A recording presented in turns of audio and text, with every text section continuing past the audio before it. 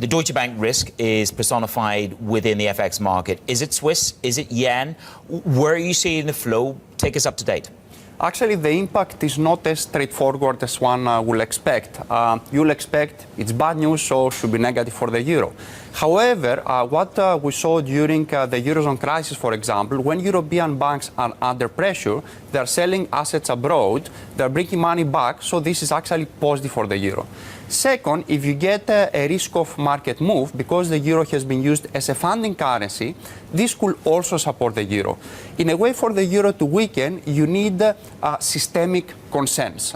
If, because of spillover effects, there are concerns about the broader banking sector in Europe, yes, this could weaken the euro. This is why the euro has been responding to headlines, but actually we have not seen any sustained moves. Now, if things get worse, I absolutely agree with you, the Swiss franc can appreciate, but even there, the SNB is ready to intervene, so they will lean against the wind. Yen could also be vulnerable, but again, we have a new framework in the by the Bank of Japan, which I think will affect the yen looking forward much more. So in terms of the context, in terms of what we've seen so far and any flight to safety trade we've seen in FX markets so far, it's pretty contained from what you said. Absolutely. Actually, what is interesting, in recent months, a lot of things have happened in the global economy and in the European economy, but if you are to just look at the FX market, with the exception of sterling, it's as if nothing has happened.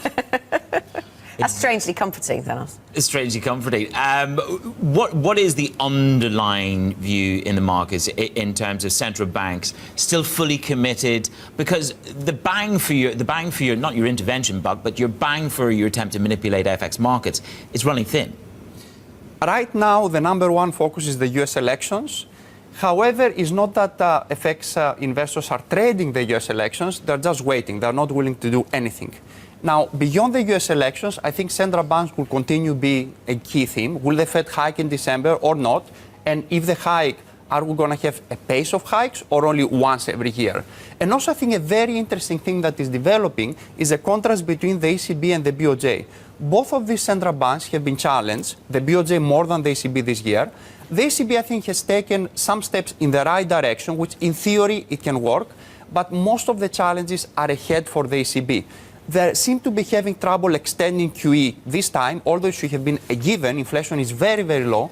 If it's hard for them to extend QE this time, imagine next year, ahead of the German elections, when in order to extend QE, they will have to abandon the capital key. Things are becoming much more difficult for the ECB. So politically, that could be very difficult. In terms of the successes, though, I mean, who's been more successful at their unconventional policy, the ECB or the BOJ?